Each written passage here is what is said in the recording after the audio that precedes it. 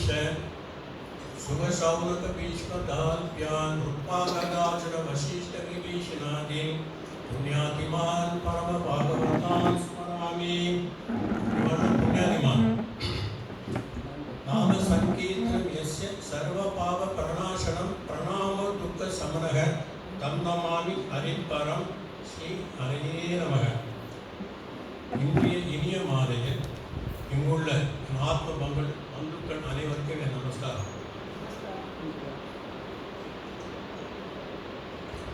ஸ்ரீமத் பாகவதத்தில் 6வது ஸ்கந்தம் 8வது அத்தியாயம், அதுதான் நாராயண கவச்சமாக சேவிக்கப்படுகிறது. இந்த நாராயண கவச்ச மகிமையை கொஞ்சம் மேலோட்டமாக பார்க்கலாம். மகிமை 1, இதற்கு வைஷ்ணவி வித்யான்னு ஒரு பேர். மகிமை 2, ஸ்ரீமத் நாராயணனே மகிமை.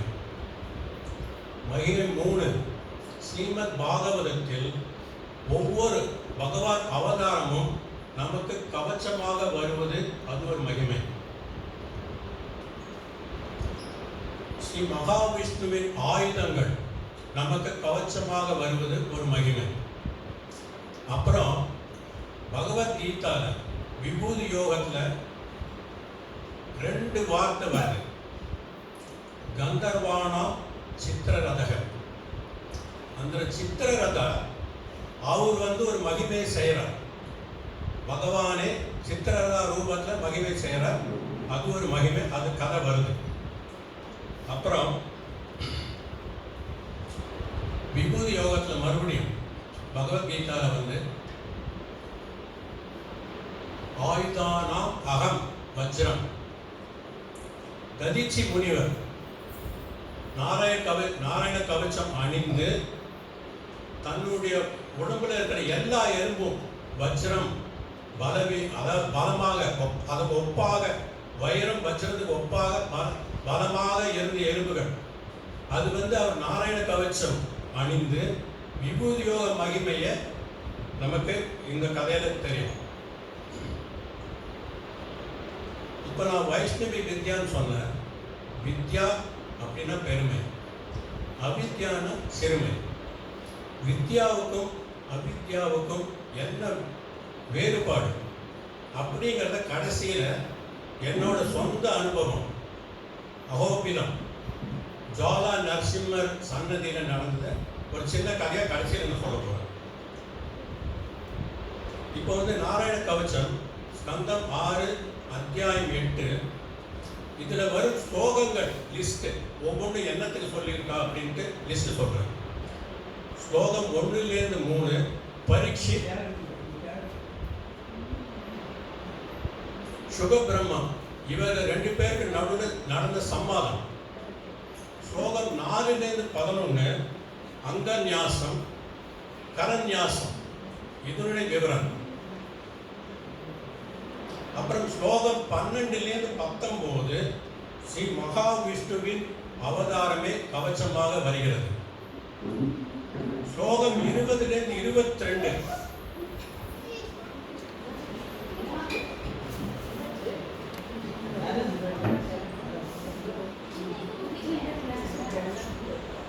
ஸ்லோகம் 20லேருந்து 22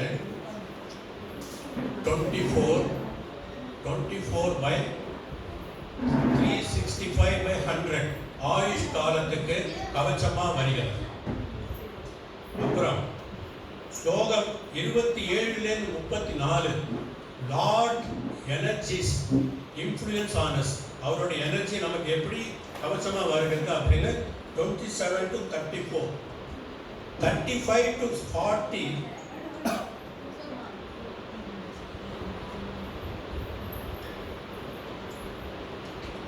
அதாவது கௌசிக பிராமணன் அவரை பற்றி இதில் அந்த கதையை கௌசிக பிராமணன் கதையை சொல்கிறேன். சித்திரதா அகம் கந்தர்வானம் சித்திரதாகன்னு சொன்னேன் இல்லையா, அவர் கௌசிக பிராமணரை கடைசியில் என்ன பண்ணுறார், அந்த கதை வருது. அது 35லேருந்து 40 இருக்கு. 41 சுகபிரம்மம் பரீட்சித்திடம் நாராயண கவச்சத்தின் பெருமையை கூறி all living entities including us, ஆடு எதுவாக இருந்தால் all living entities will be benefited அப்படின்னு பரீட்சித்துக்கு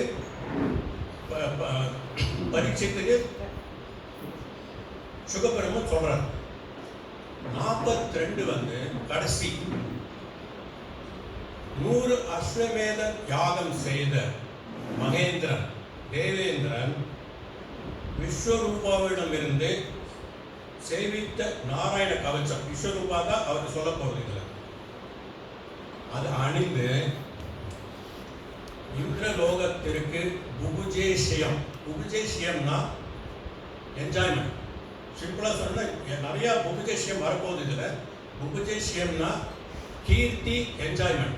புபுஜேஷியம் என ஆசீர்வதிக்கப்படுகிறது அப்படின்னு முடிக்கிறாரு.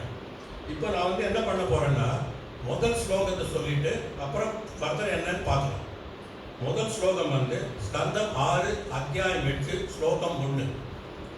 யயா குப்தஹ சஹஸ்ர அக்ஷஹ சகாவான் விபு சைனிகா கிரீட்டன் இய வினிஜித்ய திரிலோக்யாம் புபுஜேஷியம். புபுஜேஷியம் வந்தாச்சு. யயா குப்தஹனா இந்த நாராயண கவசத்தை அணிந்த. சகஸ்ர அக்ஷக, அதாவது திலோத்தம கதையில ஒரு கதை இருக்கு. திலோத்தம கதை, இந்திரன் திலோத்தமை பார்க்கறதுக்கு 1000 கண்கள் வச்சிருந்தான். அதே கதையில பரமசிவன் 4 தலை வச்சுட்டு இந்த திலோத்தமைய பார்க்கறதுக்கு வச்சிருந்தார். அந்த கதைக்கு நாராயண கவசத்துக்கு சம்பந்தம் கிடையாது. சகஸ்ர அக்ஷக அதுக்கு மட்டும்தான் இப்போ சொல்றேன் என்னன்னு. அப்புறம் ரிபு சைனிகம், சகாவா, சகானாக்கா தன்னுடைய தேவர்கள் சைன்யம், இதை வச்சுட்டு ரிபு சைனிகான எதிராளி சைன்யம், அசுர சைன்யத்தை வெகு சுலபமாய் வினிச்சித்திய வெற்றி கீர்த்தி கண்ட. எப்படி கண்டான்? புபுஜேஷியம் எப்படி அவன் என்ஜாய்மெண்ட் பண்ணினான். இதை பத்தி சுக பிரம்மத்துக்கிட்ட பரீட்சித் மகாராஜா கேட்கிறார், இது எப்படி நடந்தது, இது சொல்லுங்க அப்படின்னு. அது கடைசி ஸ்லோகத்துல இப்படி நடந்திருக்கு அப்படின்னு நான் ஏற்கனவே அது சொல்லியிருக்கு. கடைசி ஸ்லோகத்துல என்னன்னு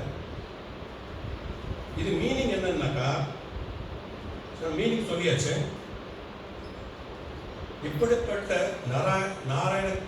நாராயண கவச்சம் மகிமே சொல்லுங்கன்னு சுகர் கிட்ட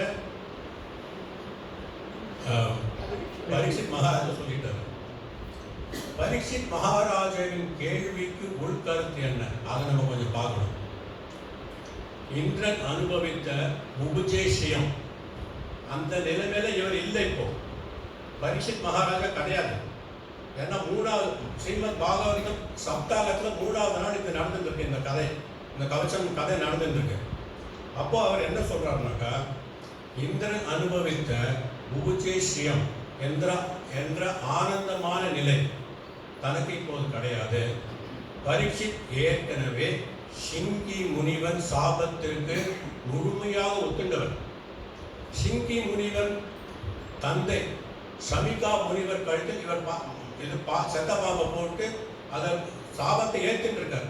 அதனால இவர் நிலைமை இந்திரன் மாதிரி நிலைமை கிடையாது. என்னோட நிலைமை அந்த மாதிரி இல்லை. ஆனால் அதே மாதிரி இந்திரன் கிட்ட இருக்கிற சொந்த சைன்யமோ எதிராளி சைன்யமோ இப்போ அவர்கிட்ட கிடையாது, பரீட்சித்த கிட்ட கிடையாது. ஸோ இது எல்லாம் இல்லாத நிலைமையில எனக்கு இந்த நாராயண கவச்சம் 2ஆம் பட்சம் தான். எனக்கு இது அவசியமே கிடையாது. ஆனால் அவர் என்ன நினைச்சிருக்காரு அப்படின்னாக்கா, 10 நாளுக்கு முன்னாடி யாராவது எனக்கு இந்த நாராயண கவச்சத்தை சொல்லி இருந்தால் ஒருவேளை எனக்கு தாமச புத்தி வந்திருக்காது, அதனால் கோபம் வந்திருக்காது, மதியே எழுந்திருக்க மாட்டேன். அதனால ஒரு செத்த பாம்பை சமிகா முனிவர் கழுத்தில் போட்டிருக்க மாட்டேன் என்று வருத்தம் அடைகிறார். ஓகே, பின்ன எதுக்கு நாராயண கவச்ச பெருமையை நீங்க சொல்லுங்க அப்படின்னு பரீட்சித் மகாராஜா சுகர் பிரம்மத்திட்ட கேட்கணும். இது ஒரு கேள்வி. எதுக்குன்னாக்கா, தனக்கு ஏற்பட்ட அவஸ்தை 10 நாள் மணி சென்று இந்த அவஸ்தை வந்திருக்காரு. தனக்கு ஏற்பட்ட அவஸ்தை இந்த பூலோகத்தில் உள்ள பக்த ஜனங்கள் அவங்களுக்குள்ளேயே அசுரங்கள்ல இருக்கா. நமக்குள்ளவே லோகம், அதாவது நமக்குள்ளேயே லோபம் மோகம், லோபம்னா ஆசை, மோகம்னா பேராசை வச்சுங்க. இது கிடைக்கலன்னாக்கா சோகம் மாறும், இல்லைன்னா கோபம் வந்துடுது. இதுதான் நமக்குள்ளவே இருக்கிற எதிரி. இதை ஒழிச்சாலே மோட்சத்தை வழி. அது அனது விஷயம். ஆனா அது மாதிரி இவங்களுக்கு, அதாவது பக்த ஜனங்களுக்கு லோபம் மோகம் இதிலிருந்து விடுபட நாராயண கவசத்தை நீங்கள் நாராயண கவசம் மூலமாக சொன்னால் அவர்களுக்கு கவசமாக ஆசீர்வதிக்கப்படும் அப்படின்ற நிலைமையில தான் இந்த கேள்வியை கேட்டிருக்காரு. இப்போ ஸ்கந்தம் 8ல் இந்த ஃபுல் கவச்சம், நாராயண கவச்சம் ஃபுல் ஆடியோ ஃபார்மேட்ல நான் போடுறேன், எல்லாரும் சேமிக்கணும் தயவு செஞ்சு. இப்போ யார் யார் நாராயண கவச்சம் அணிந்தவர்கள் அப்படின்னு ஒரு சின்ன லிஸ்ட். ஏற்கனவே நான் சொன்ன மாதிரி பகவத்கீதா விபூதி யோகத்தில் ஆயுதானம் அகம் அப்படின்ற வார்த்தைக்கு ஏற்ப, சொல்லுக்கு ஏற்ப வஜ்ரம் வைரம் இவற்றுக்கு ஒப்பான வலிமையான தன் உடல் எலும்புகள் ஆசீர்வாதம் பெற்ற ததிச்சி முனிவர் நம்பர் 1. அடுத்த எபிசோட்ல அவரது எலும்புகள் தான் இந்திரனுக்கு வஜ்ர ஆயுதமாக வருகிறது. அந்த கதையை சொல்ற அடுத்த எபிசோட்ல அது வருது. அது இந்த கவச்சத்துக்கு அவசியம் இல்லைன்னு அதை அப்படியே நிறுத்திருக்கேன். நாராயண கவச்சம் அணிந்த 2வது நபர் கௌசிக பிராமணன் சொல்லியிருக்கேன். ஸ்கந்தம் 6 அத்தியாயம் 8 ஸ்லோகம் 38லேருந்து 40 வரைக்கும். தனது கடைசி காலத்தில் தனக்கு மோட்சம் கிடைக்க இந்த நாராயண கவச்சத்தை அவர் அணிந்து ஒரு பாலைவனத்தில் நடந்து போறார். எனக்கு இப்ப தேர்ஸ்ட் இருக்க மாதிரி அவருக்கு தேர்ஸ்ட், ஹங்கர், ஹீட், டீஹைட்ரேஷன் தான் ஆறுது அவருக்கு. ஸோ அவர் என்ன ஆறாருனாக்கா சில நாள்ல இறந்து போயிடும். பாலைவனத்தில் அவர் இறந்தாச்சு. அந்த சமயத்துல இப்ப பாருங்க, மறுபடியும் விபூதி யோகம் வருது. சித்திரரதா கந்தர்வ ராஜா, கந்தர்வானா சித்திரரத கந்தர்வ ராஜா கந்தர்வ லோகத்துல ஒரு ஃபங்க்ஷனுக்கு தலைமை தாங்கிற தன் பிளேன்ல போயிட்டு இருக்காரு, விமானத்துல அவர் போயிட்டு இருக்காரு. அப்போ அவருக்கு வந்து ஒரு ஃபோன் வருது. ஹலோ சித்திரரதா, நான் தான் வாலக்கில்யா முனிவர் பேசுறேன், கீழே பூலோகத்தில் பேசுறேன். இங்க வந்து கௌசிக பிராமணர் ஒருத்தர் கொஞ்சம் பாலைவனத்தில், நான் இருக்கிற இடத்துல கொஞ்சம் தூரத்தில் இறந்து போயிருக்கேன். நீ என்ன பண்றன்னா உன்னோட பிளேன் அபவுட் டர்ன் அடி, நேராக இந்த இடத்துக்கு வா அப்படின்னு சொல்லிட்டு ஜிபிஎஸ் மூலமா அந்த இடத்தை அவருக்கு அறிவித்து அவரை வர சொல்றார். சித்தரதாவும் உடனே என்ன பண்றாருன்னா அதை ஒத்துக்கிறார். நான் வரேன்னு சொல்லிட்டு plane about turn nose dive, பாலைவனத்துல மணல்ல குத்தி நிற்கிறது. பிளேனுக்கு ஒன்றும் ஆகல, அவருக்கும் ஒன்றும் ஆகல, சித்தரதாவுக்கும் ஒன்றும் ஆகல. பிளேன்லேருந்து இறங்குற அடுத்த கால் வருது பாலக்கல்யாட்டேருந்து. நீங்க நேரா கொஞ்ச தூரம் நடங்க, ஒரு கௌசிக பிராமணர் இறந்திருக்கார்.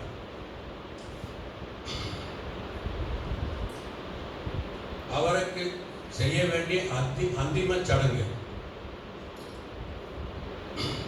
முக்கியமா அவருடைய அஸ்தியை பக்கத்தில் இருக்கிற சரஸ்வதி நதியில நீங்க போய் கரைக்கணும் அப்படின்னு சொல்லிட்டு ரிக்வெஸ்ட் பண்றாரு.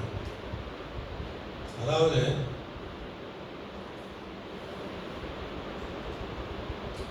சரஸ்வதி நதியில் கரைச்ச பின்னாடி நீங்களும் நீராடிட்டு நீங்க வந்த பிளேன்லேயே திரும்பி கந்தர் லோகத்துக்கு போயிடுங்க அப்படின்னு சொல்லி கௌசிக பிராமணர் போன முடிச்சுட்டார். கந்தர்வ ராஜாவும் அதே மாதிரி அவர் சொன்ன மாதிரியே பண்ணிடுறாரு. அதாவது நீங்க இப்ப பார்த்தீங்கன்னாக்கா விபூதி யோக மகிமையுடைய கந்தர்வ ராஜா கௌசிக பிராமணன் நாராயண கவச்சம் அணிந்த மகிமைக்கு இறந்த உடலுக்கு மரியாதை செய்கிறார். இதுவே நாராயண கவச்சத்தின் மகிமை. அவருக்கு மோட்சம் கிடைத்திருக்குமான்னு நான் சொல்ல வேண்டாம், உங்களுக்கே தெரியும்.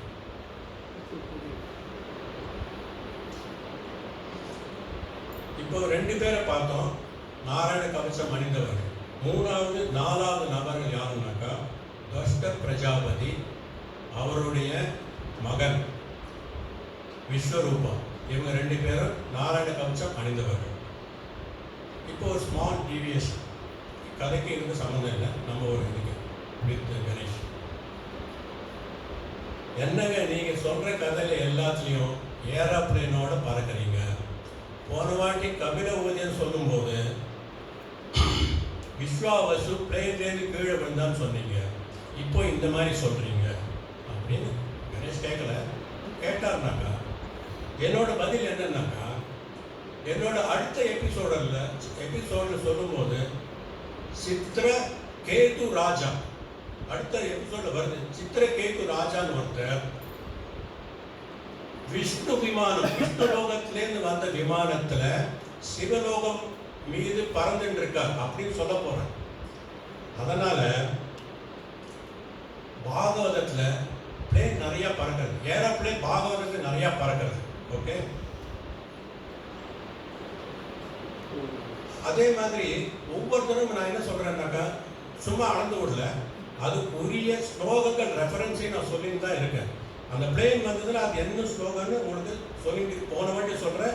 இந்த வாட்டியும் 38, 39, 40 பார்த்தீங்கன்னாக்கா அந்த பிளேன் போகிறது அதெல்லாம் விஸ்வரூபா சித்தர்கள் எல்லாம் வரும்.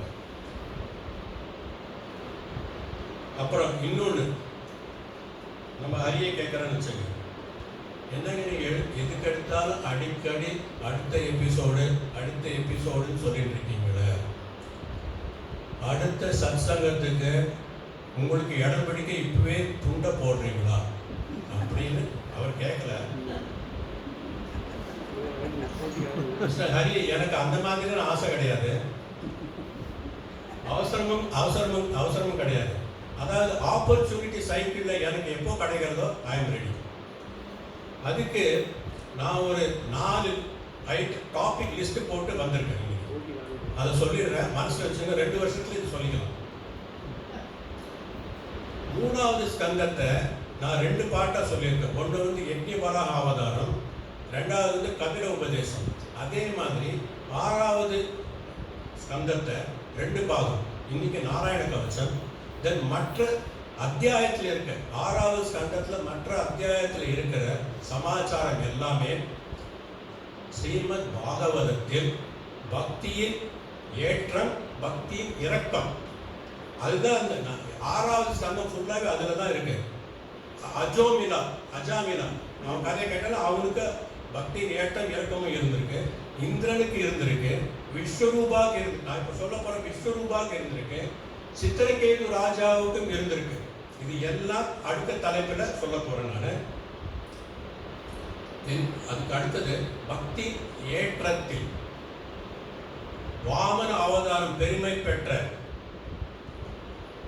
பயோவிரதம் சரியாக அனுசரித்த அதிதி தேவி, அதே மாதிரி பக்தியின் இரக்கத்தில் பும்சவன விரதம் சரியாக அனுசரிக்காத திதி தேவி, அதுவும் இதுல வருது. இந்த டாபிக்ல டயலாக்ஸ்லாம் எழுதி வச்சாச்சு, சமயம் கிடைக்கும் போது அதை சொல்லுவேன். அப்புறம் அடுத்த தலைப்பு, 2வது தலைப்பு என்னன்னாக்கா திக்பந்த தேவதாஸ் தத்துவம். ஸ்ரீ ஜகதாம்பா பிரீத்தியர்த்தி சப்தசதி பாடாங்கத்வேன ஜபே விநியோக. சப்தசதி சொல்ல போறது இல்லை, அதாவது தேவி கவச்சத்திலேருந்து சில வார்த்தைகள் சேர்த்துட்டு மகன்யாசத்துல திக் புட சம்புட ஞாசம் அது வருது. 8 லிங்க திருவண்ணாமலையில் இருக்கு. அதை கம்பைன் பண்ணி திக்பந்த தேவதாஸ் தத்துவம் அப்படின்னு ஒரு தலைப்புல எழுதிட்டு இருக்க. 3வது தலைப்பு வந்து ராசியான அபிமான ஸ்தலம், குருவாயூரை பற்றி சொல்ல போறோம். 4வது வந்து மத்ஸ்ய அவதாரம்.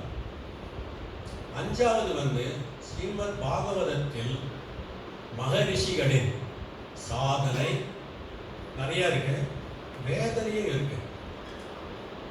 ஃபார் எக்ஸாம்பிள் அம்பரீஷர் சரித்திரத்தில் வந்து துர்வாசரோட வேதனையை நம்ம பார்த்துருக்கோம். ஸோ அந்த மாதிரி என்னென்ன இருக்கோ அதெல்லாம் கம்பைல் பண்ணி ஒரு ஸ்டோரி எழுத போகிறோம். சரி, இப்போ பேக் டு அவர் ஸ்டோரி.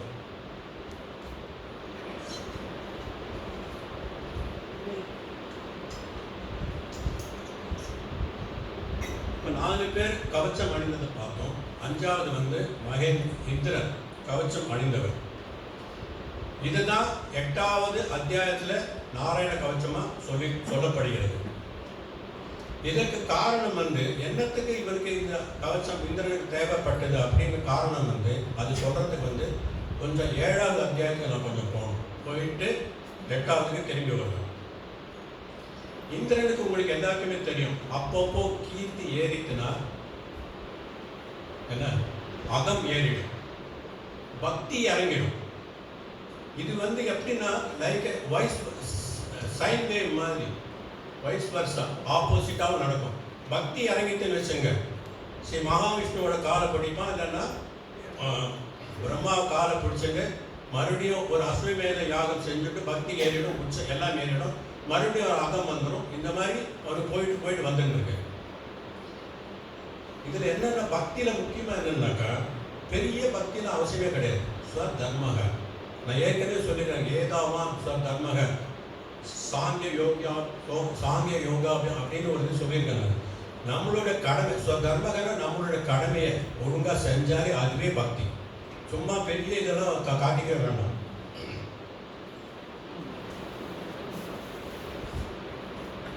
ஸ்வதர்மக என்ற பக்தி நிலையை மறந்த இந்திரன் தன்னோட தேவகுருவான பிரகஸ்பதியை அவமானமா பேசிக்கிறான் 7வது ஸ்கந்தத்தில். ஸ்வதர்மக பக்தி எல்லாம் காத்துல பறந்து போச்சு. கீர்த்தி ஆட்டம் கண்டுடுச்சு இந்திரனுக்கு, நோஸ் டை கீழே வந்தாச்சு. அப்போ பிரகஸ்பதி என்ன பண்ணார்னா, தன் யோக மகிமையினால் இந்திரனையும் இந்திரலோகத்தையும் அம்போ சம்போன்னு விட்டுட்டு வெளில போயிட்டார். இப்ப என்னாச்சு, தேவலோகத்துல தேவகுரு கிடையாது, பிரகஸ்பதி கிடையாது, இடம் காலி. கீர்த்தி உபஜயம் அதுவும் ஆட்டம் கண்டாச்சு. அந்த நிலைமை என்ஜாய்மெண்ட் கிடையாது இந்திரலோகத்தில். இப்போ அப்போ இந்திரலோகத்துக்கு எதிர்க்க ஒரு கேரவன், அதுல வந்து ஒரு சாணக்கியர் தன் பைனாகுலர்னால இந்திரலோகத்தை பார்த்துட்டு இருக்கார். அந்த சாணக்கியர் யாருன்னாக்கா Shukracharya. He is very happy. இதாண்டா சமயம் சொல்லிட்டு தன்னுடைய அசுர சைனிகள் எல்லாரையும் கூப்பிட்டுட்டு அஸ்திரம் சஸ்திரம் மந்திரம் தந்திரம். ஆனா அவர்கிட்ட வந்து இந்த நான் ஏற்கனவே சொல்லியிருக்கேன், வைஷ்ணவி வித்யா அதுக்கு கீழே தான் எல்லாமே அவர்கிட்ட இருக்குது. அதுக்கு மேலே கிடையாது, அந்த லெவலே கிடையாது சுக்கராச்சாரியா. ஸோ இது எல்லாத்தையும் சொல்லிட்டு அசுர சைனியங்களை நீங்க நேரா போயிட்டு இந்திரலோகத்தை முற்றுகையிடுங்க அப்படின்னு அனுப்பி வைக்கிறார். பலவீனம் அடைந்த தேவர்கள் குழியில போயிட்டாங்க. தேவேந்திரன் பெரிய குழியில உட்காண்டாச்சு. இப்போ நிலைமையை சமாளிக்கணும். அப்ப தேவேந்திரன் என்ன பண்ணார்னா, நேரா பிரம்மலோகத்துக்கு போயிட்டான். பிரம்மலோகத்துக்கு போன உடனே பிரம்மாவன்ட்ட எப்போ உனக்கு இதே தொழிலா போச்சுக்கலாம், எப்பப்போ உனக்கு கீர்த்தி ஏறதோ உன்னோட தர்மத்தை மறந்துடுறேன். என்ன அகம் ஏறிடுது, ஃபால்ஸ் ப்ரைட் ஏறிடுது. உடனே என்ன பண்ற, என் காலை பிடிக்கிற, இல்லைன்னா மகாவிஷ்ணு காலை பிடிச்சுட்டு ஏதோ சமாளிச்சுட்டு இது வரைக்கும் நீ ஓட்டின்னு இருக்க அப்படின்னு சொல்லிட்டு ரொம்ப வருத்தம் அவருக்கு. இப்ப என்ன பண்ணணும்னாக்கா, இந்திரலோகத்துக்கு உடனே ஒரு தேவகுரு அவசியமா அமர்த்த வேண்டும் அப்படின்னு டிசைட் பண்ணியாச்சு. யாரு கிடைப்பா அப்படின்னு பார்த்தான்னா, ஏற்கனவே நாராயண கவச்சம் அணிந்த துஷ்ட பிரஜாபதி, அவர் பிள்ளை விஸ்வரூபா, இவங்க 2 பேர் இருக்காங்க. விஸ்வரூபாவை செலக்ட் பண்ணியாச்சு. நேராக அவரோட ஆசிரமத்துக்கு போயிட்டு நீங்க வந்து தேவகுருவாக புரோகிதராக இந்திரலோகத்துக்கு போனோம் அப்படின்ட்டு அவரோட ரிக்வெஸ்ட் பிரம்மாவோட. இப்போ 9வது ஸ்கந்தத்துக்கு ஒரே ஒரு ஸ்லோகத்தை மாத்திரம் போறேன், 7லேருந்து 9. என்ன திரும்பி 7க்கே வந்துடுவேன். அந்த ஸ்கந்தம் 6 அத்தியாயம் 9 ஸ்லோகம் 1 அதில் வந்து என்னன்னாக்கா விஸ்வரூபாவுக்கு வந்து 3 தலை. வலது தலை வந்து சோமபீதம், சோமபானம் குடிக்கிறதுக்கு. அப்பா வழியா தேவர்கள் தாயாதிகள். இடது தலை வந்து சுராபீதம், அதாவது வாரணி குடிக்கிறதுக்கு. அவர் குடிச்சிருக்காரு எனக்கு தெரியாது, வாரணி குடிக்கிறதுக்கு. அம்மா வழியா அசுரர்கள் தாயாதிகள். இந்த 2 தலை. நடு தலை வந்து அன்னாதம், நம்மள மாதிரி சோறு சாப்பிடுவதற்கு. சோறு கண்ட இடமே சொர்க்கலோகம், இந்த டைனிங் ஹால். அந்த மாதிரி சோறு சாப்பிட்டு 3வது தலை அன்னாதம்னு பேர். ஆனால் அவர் வந்து நியூட்ரல். தேவர் பக்கமும் சாஞ்சது கிடையாது, அசுரர் பக்கமும் சாஞ்சது கிடையாது. Neither for devas not for asuras, நியூட்ரலாக இருந்திருக்காரு. அதனால பிரம்மா கேட்ட உடனே அவர் கொஞ்சம் யோசிச்சார். நான் இது வரைக்கும் நியூட்ரலாக இருக்கிற, நான் எதுக்கு தேவா கிட்ட போகணும் அப்படின்ட்டு ஒன்று. 2வது வந்து ஏற்கனவே இருந்த தேவகுரு பிரகஸ்பதியை வெள்ள துரத்தின இந்திரன் எனக்கு ஏன் செய்ய மாட்டான் அப்படின்னு ஒரு தயக்கம் இருக்கும். அதுவும் யோசிச்சார். என்னடா பண்ணலாம், எதுவுமே நமக்கு வரலையே, சொத்து வரலையே அப்படின்னு யோசிச்சிருக்காரு. ஆனா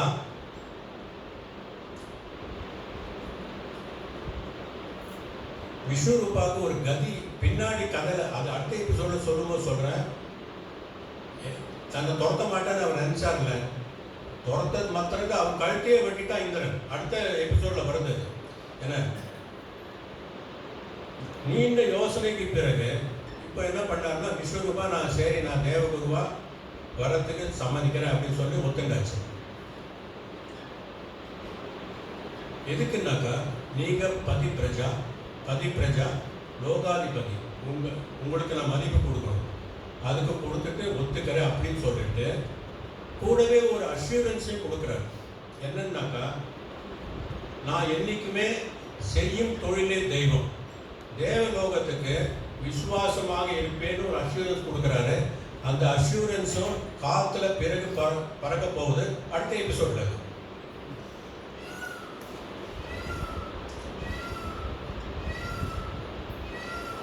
இப்போ என்னாச்சு, இவங்கெல்லாம் ஒத்துட்ட உடனே பிரம்மா பிரம்மலோகத்துக்கு போயாச்சு.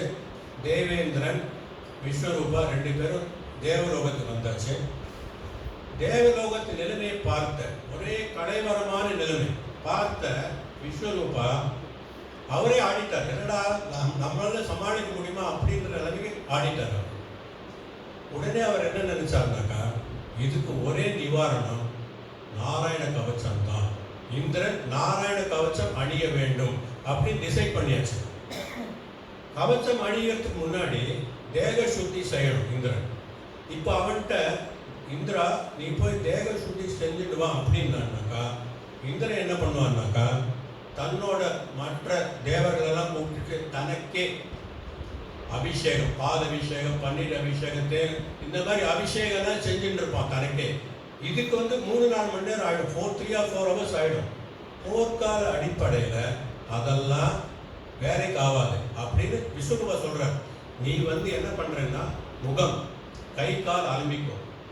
புரோக்ஷணீயம் அபிஷிஞ்சாமி, நீயே உனக்கு புரோஷனம் பண்ணினான்னா அதுவே அபிஷேகம் அப்படின்னு சொல்லி அபிஷிஞ்சாமி நீ பண்ணிக்கோ, அது போறோம் அப்படின்னா. அப்புறம் ஆச்சமனம் பண்ணிக்கோ. ஆசனத்தை வடக்கு பார்த்து உட்காந்துக்கோ, ஆச்சமனம் பண்ணிக்கோ. இப்போ பவித்திரம் போட்டுக்கணும், ஏன்னா ஞாசம் வரப்போகுது. பவித்திரத்துக்கு நீ வந்து பேலஸ்லேருந்து கோல்டு பவித்திரம் கொண்டு வந்திருந்தாக்கா வலதுக்கே இடத்துக்கே மோதல் நல்லா போட்டுக்கோ அப்படின்னு சொல்லியாச்சு. அப்படி இல்லையா, தர்பையில செஞ்ச 1 முடிச்சோ 2 முடிச்சோ 3 முடிச்சோ எது கிடைக்குதோ அதை போட்டுக்க. ஏன்னா இது போர்க்கால் அடிப்படை, எது வேணாலும் வெறும் புல்ல கூட சுத்திக்கலாம் தர்பையம் அப்படின்ட்டு, அதான் பவித்திரமா சுத்திக்கலாம் அப்படின்னு அவர் சொல்லியிருக்காரு. இப்ப நம்ம ஞாச முறையை பார்க்கலாம். அதாவது இந்திரன்கிட்ட வந்து விஸ்வரூபா என்ன சொல்றாருன்னா, நீ வந்து அமைதியா இருக்கணும், பக்தி சத்தையோட இதை பண்ணணும். நான் இந்த ஞாசம் இந்த கவசத்தை அணிவிக்கணும் அப்படின்னு சொல்றாரு, அணிஞ்சிக்கணும் அப்படின்னு சொல்றாரு. மற்ற ஞாசங்களில் முதலில் என்ன ஆகுனாக்கா திசை ஞாசம் வரும், கரநியாசம் வரும், அப்பந்தான் அங்க ஞாசம் வரும். நாராயண கவசத்தில் வந்து ஃபர்ஸ்ட் அங்கநாசம், அங்கநியாசம், கரநியாசம், கடைசியில் வந்து திசை ஞாசம். 3 மூல மந்திரம் இருக்கு. அங்கத்துக்கு வந்து அஷ்டாட்சரம் ஓம் நமோ நாராயணாய. அப்புறம் கரத்துக்கு வந்து ஓம் நமோ பகவதே வாசுதேவாய. அடுத்தது வந்து ஞாசத்துக்கு ஓம் விஷ்ணவே நமக, நமயிட்டி நமக. இப்போ இதில் பார்த்தீங்கன்னாக்க 8, 12, 7 27 அக்ஷரம் இருக்கு. ஆச்சா, இதில் 26 அக்ஷரம் சொன்ன உடனே என்ன ஆகுதுன்னாக்கா ஸ்ரீமன் நாராயணன் நம்ம உடலில் உள்ள வந்துடுறார். 27வது அக்ஷரம் அதுதான் கடைசி பார்ட் ஆஃப் திசை ஞாசம். அவருடைய ஆயுதங்கள் 360 டிகிரிஸ்ல ஃபட் ஃபட் ஃபட் ஃபட் மேன். கடைசி அக்ஷரம் வந்து மேன் சொல்லும்போது ஃபட் ஃபட் ஃபட் 360 டிகிரிஸ்ல எல்லா திசையில போயிடும். அதுதான் இந்த ஞாசத்தோட முக்கியம். அதுக்கு தான் திசை ஞாசம் கடைசியில வச்சிருக்காங்க. இப்போ ஞாச முறை சொல்றதுனால யாராவது பிரணவ மந்திரம் சொல்லக்கூடாது, சொல்ல வேண்டாம்னாக்கா ஸ்ரீன்னு ஓம்னு சொல்ல வேண்டாம், ஸ்ரீன்னு சொல்லிக்கணும். ஓம்னு வந்து இன்ஃபர்மேஷனுக்கு யார் வேணும்னு சொல்லலாம், சங்கல்பம் பண்ணி ஓம்னு சொல்லக்கூடாதுன்னு சொல்ல வேண்டாம். இது வந்து மாடரேட் அப்ரோச் என்னன்னாக்கா வெறும் சிரவணம் இல்லைன்னா கீர்த்தனம் பண்ணினாலே போகிறோம், ஞாசம் பண்ணணும்னு அவசியம் கிடையாது. சீரியஸ் அப்ரோச் என்னன்னாக்கா தைரியமாக கான்ஃபிடென்ட்டாக பக்தி சத்தையோட ஞாசமும் பண்ணலாம். Serious approach. இப்போ அங்க ஞாசத்தை பற்றி நான் சொல்கிறேன். ஓம் ந மோ நா ரா ய நா ய 8. இந்த 8 எப்படி பண்ணணும் அப்படின்னாக்கா ஓம்னாக்கா 2 பாதத்தை போடணும். ஓம் 2 பாதம், ந 2 முழங்கால், ம மோ ந மோ மோ 2 தொடை, நா வயிறு, ரா ஹிருதயம், ரா ய செஸ்ட் மார்பு, நாராயண நா வாய், ய மறுபடி தலை. நா ஓம் ஓம் ந மோ நா ரா ய நா ய. இது வந்து 1 to 8 ப்ராக்ரஷன் வந்து உற்பத்தி ஞாசம்னு பேரு. இதுவே நீங்க ரிவர்ஸ்ல பண்ணீங்கன்னா சம்ஹார ஞாசம். எதை வேணாலும் செய்யலாம், ரெண்டுத்தையுமே செய்யலாம். ஓகே. இப்போ அடுத்தது கரநியாசம். கரநியாசம்னா கை விரல்கள். துவாதச அக்ஷரம் 12. ஓம் ந மோ வ க வ தே வா சு தே வா ய 12. இது எப்படி பண்ணணும் அப்படின்னாக்கா முதல் 8 அக்ஷரம் கட்ட விரல் மற்ற விரல் நுனிய தொடரும். அப்புறம் 4 இங்க, 4 இங்க, 4 அதாவது ஓம் ந மோ ப க வ தே வா. இப்போ 8 ஆச்சு. சு தே சு இந்த ஆள்காட்டி விரல்னால இந்த ஜாயிண்ட் சு தே வா ய. புரியுதுங்களா? ஏதாவது டவுட் இல்லையா இல்லை?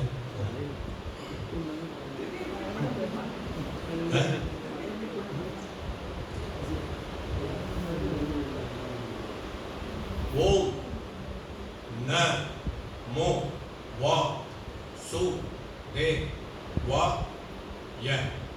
சாரி, ஓம் ந மோ ப க வ தே வா சு தே வா ய.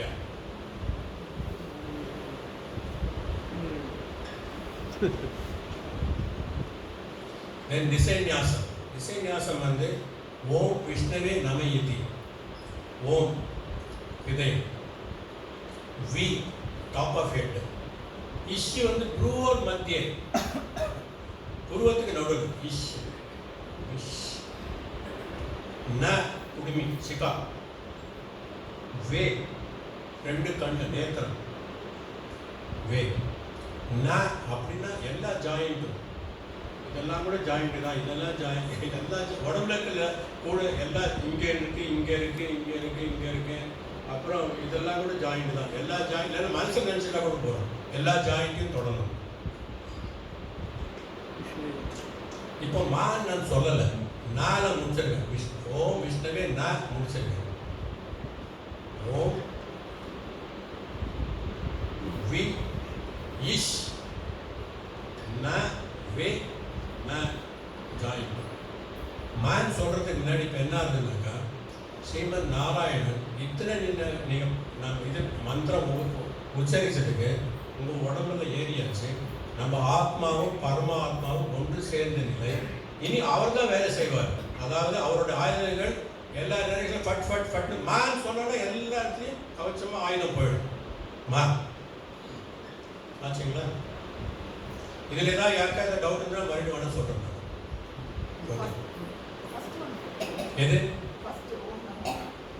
ஓம் பாதம், ந முழங்கால், மோ கொடை, நா வயல், ரா செஸ்ட், இது இதயம், நாராய செஸ்ட், நா வாய், ய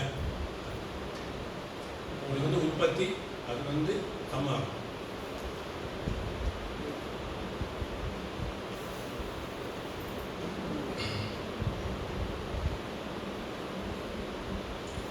மேப் சொன்னாலே ஆல் டைரக்ஷன் ஆஸ் வெப்பன் ஆட்டோமேட்டிக்காக போயிடுறது. இப்படிப்பட்ட இப்போ நம்ம வந்து ஞாசம் பண்ணியாச்சு. இப்படிப்பட்ட ஆனந்த நிலையில் இனி சேவிக்க போகும் ஸ்லோகங்கள், அடுத்த ஸ்லோகம் சேவி ஒரு சொல்லிட்டே வரேன். என்ன ஸ்லோகங்கள்? அது வந்து ஸ்லோகங்கள் பகவான் அவதாரங்கள் நமக்கு கவச்சமாக ஆசீர்வதிக்கப்படுது. கவச்சம் போட்டாச்சு, ஏற்கனவே 360 போட்டாச்சு. இனி வந்து நம்ம என்ன பண்ணணும், அந்த கீர்த்தியை ஸ்லோகமாக சொல்லிகிட்டே வந்தால் தான் கவச்சம் வந்து என்ஹான்ஸ் ஆகும். அது வேற ஒன்று. மற்ற ஸ்லோகங்கள் விவரங்கள் என்னன்னு நான் சொல்ல போகிற ஆர்டர் வந்து ஸ்லோகத்தோட ஆர்டராக இருக்காது, கொஞ்சம் முன்ன பின்ன இருக்கும். முதல் ரக்ஷ வந்து ஜலேத்துமா ரக்ஷது மத்ஸ்ய மூர்த்தி, நீர் சம்பந்தப்பட்ட சமுத்திரம், நதி, குளம், ஃப்ளட்டு, ஈவன் உடம்புல நீர் ஏறுன்னு சொல்றாங்க, அதுக்கு கூட அது சம்பந்தம். நீர்னா எதுவும் வர்ணம் சம்பந்தப்பட்டான்னு வச்சுங்க, எதுவாக இருந்தாலும் அதுக்கு சம்பந்தம். எனக்கே திருவனந்தபுரத்தில் பத்மநாப சுவாமி கோவிலில் குளத்தில் இறங்கும்போது வர்த்திகளாக விழுந்ததுன்னா அன்றைக்கி நான் 50 சம்பவம். அதிசாண்டனாக விழுந்து வலதுகை மேல் பண்ணி தொட்டதுனால யாரோ ஸ்விம் பண்ணி என்னை தூக்கி விட்டான். அதனால ஜலேத்துமா ரட்சித மத்ஸ்ய மூர்த்திகி, ஜலத்தில் வர்ணன் இருக்கிற எல்லா இடத்துலையும் அவர் நமக்கு கவச்சமாக, அந்த மத்ஸ்யமூர்த்தி அவதாரம் கவச்சம். தென் அடுத்தது நம்பர் 2, ஸ்தலேஷுமா வடு வாமனோ வியாத்து ஸ்தலம். அதாவது திரிணி பத்தானி தத்தானி, திரிணினா 3, பத்தானி பாதம், பத்தானினா பாதம், தத்தானி 3 தன்னுடைய 3 தன்னுடைய பாதங்களில் 3 பாத அளவு யாச்சகமாக கிஃப்டாக, தத்தனிட கிஃப்டாக கேட்டு அதை வந்து பலி மகாராஜாவிடம் இருந்து பெற்று என்ன முதல் பாத அளவிலேயே இந்த பூலோகத்தையே அளந்தவர் வாமன பிரம்மச்சாரி, வாமன மூர்த்தி, பூபதி. இதை வந்து நம்ம வந்து மகன்யாசத்தில் வந்து